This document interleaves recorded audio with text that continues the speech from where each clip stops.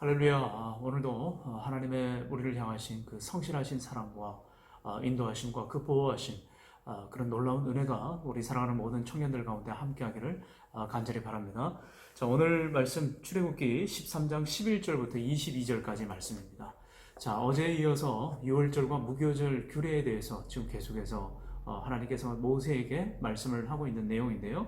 자, 오늘 보니까 12절과 13절, 너는 태에서 처음 난 모든 것과 내게 있는 가축의 태에서 처음 난 것을 다 구별하여 여호와께 돌리라. 수컷은 여호와의 것이니라. 자, 여기서 이제 주목할 단어가 어제에 이어서 오늘도 이제 구별이라고 하는 그런 단어가 나옵니다. 그리고 여호와께 돌리라. 13절에 나귀의 첫 새끼는 다 어린 양으로 대속할 것이요. 그 다음에 마지막 부분에 보면 또 처음 난 모든 자는 대속할지니라. 자, 이렇게 나와 있는데 오늘 이 구별이라고 하는 말과 대속이라고 하는 말이 나오죠. 구별하다라는 말은 말 그대로 각각 구분해 가지고 하나님 앞에 바치라, 드려라, 온전하게 하나님 앞에 헌신하라, 드려라 라고 하는 그런 말이 되겠고, 자, 이 대속이라고 하는 말은 값을 대신 지불하다라는 그런 말이죠. 왜 그렇게 하셨습니까? 애굽에 처음 난 모든 초태생 짐승으로부터 바로의 그 장자에 이르기까지 하나님께서 열 번째 재앙을 통해서 이스라엘 백성들을 구원해 내시기 위해서 치렀던 그 생명의 그 희생의 값입니다. 그래서 이러한 모든 것들을 대신 값을 지불하다. 이 말이 다시 말해서 이제 속량이라고 하는 말이죠.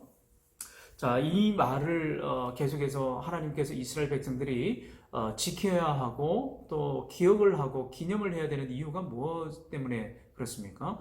하나님께서 우리를 얼마나 사랑하시고 그 생명의 희생을 통해서 우리를 건져내 주셨다라고 하는 그 구원의 은혜에 대해서 기억하라고 하는 그런 말씀이죠.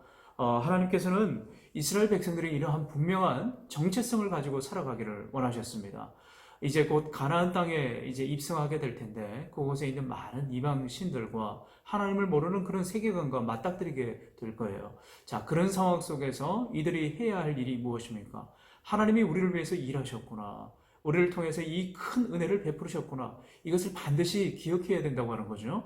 오늘날 우리 그리스도인들도 마찬가지입니다. 나를 위한 예수 그리스도의 그 보혈의 십자가의 피로 이루어진 대속의 은혜, 그 속량을 우리는 반드시 기억해야 된다고 하는 거죠. 구약에 있는 이 출애굽 사건을 보면서 오늘날 우리 크리스찬들도 우리 기독교인의 하나님의 백성으로서의 어떤 자녀로서의 정체성을 지니고 살아야 함을 오늘 하나님께서 말씀해 주고 있는 거죠. 자, 이후에 이제 17절부터 오늘 22절까지 이제 13장의 마지막 말씀인데요. 자, 바로가 백성을 보낸 후에 블레셋 사람의 땅의 길은 가까울지라도 하나님이 그들을 그 길로 인도하지 아니하셨으니, 오늘 아주 중요한 말씀이 나옵니다. 자, 그 가나안 땅에 도착하는 길이 이제 블레셋 땅을 지나가면은 바로 그 가나안 땅, 약속의 땅으로 갈 수가 있었습니다. 그런데 하나님께서 출애굽을 하는 이스라엘 백성들을 그 길로 인도하지 않으셨다고 하는 거예요. 그 길이 비록 가깝지라도 하나님께서 그 길을 대신 돌려서 우회하게 하셨다라고 이렇게 말씀하고 있습니다. 그 이유가 뭐냐면 이는 하나님이 말씀하시기를 이 백성이 전쟁을 하게 되면 마음을 돌이켜 애굽으로 돌아갈까 하셨습니다. 아멘. 오늘 가장 중요한 큐티 본문의 말씀이라고 생각이 됩니다. 하나님께서 그 이스라엘 백성들을 우회하게 하신 이유가 어디에 있을까? 가까운데도 불구하고 말이죠. 그것은 하나님께서 이들의 마음을 아셨기 때문에 그렇습니다. 갑자기 이스라엘 백성들은 출애굽을 하고 나서 아무런 전쟁에 대한 준비, 그런 것들이 갖춰져 있지 않은 민간인들이죠. 아직 훈련되지 않았고 아직 전쟁에 나갈 채비가 채 이루어지지 않은 그런 사람들입니다. 이들이 전쟁을 겪게 되면 그 마음이 의심과 염려로 바로 홍해를 다시 또 건너가서 출애굽을 했던 모든 것이 수포로 끝나고 애굽으로 돌아갈까, 그것을 하나님께서 염려하셨다고 이렇게 나와 있어요. 하나님의 배려죠. 왜 오늘 하나님은 우리 인생 가운데 곧바로 뭐든지 척척 이루어지고 하나님을 믿는 사람들이면 무엇이든지 뭐 세상에서 승승장구하고 염려 없이 고통 없이 이렇게 지내면 얼마나 좋을까, 우리가 이런 생각을 하게 될 때가 있죠. 근데 하나님께서 이러한 여러 가지 세상에서 힘들고 어려운 일을 겪게 하시는 이유가 또 있다고 하는 거예요. 그게 뭡니까? 하나님이 우리를 더 강하게 연단하시고 훈련시키셔서 하나님의 그 놀라우신 우리를 향한 사랑과 은혜, 믿음이 더 성장하기 위한 하나님의 우리를 향한 배려라고 하는 거예요. 그저 모든 것이 그저 이루어지는 것이 아니라 모든 것이 하나님의 은혜 가운데, 하나님의 뜻 가운데 이루어진다고 하는 사실을 우리가 기억하기 위해서라고 하는 겁니다. 오늘 하나님은 우리가 이렇게 인생의 그 길 가운데서도 하나님의 방법대로, 하나님의 뜻대로 모든 것을 이루어 가시는 하나님이심을 오늘 보여주고 계십니다. 우리가 때로 불신앙과 염려로 여러 가지 하나님을 향한 신앙적인 회의에 빠질 때가 많이 있어요. 그런데 이러한 모든 것을 하나님은 아신다고 하는 거예요. 마음을 돌이켜 애굽으로 돌아갈까 하셨습니다. 하나님께서는 이스라엘 백성들의 그 현재의 마음을 알고 계십니다. 하나님의 계획은 따로 있다고 하는 거예요. 우리는 뭐든지 신앙을 가지고 있으면은 다 잘 될 거라고 그렇게 믿게 있지만 그건 온전한 신앙이 아닙니다. 크리스찬들도 반드시 세상에서 여러 가지 고통과 어려움을 겪게 된다라고 하는 거예요.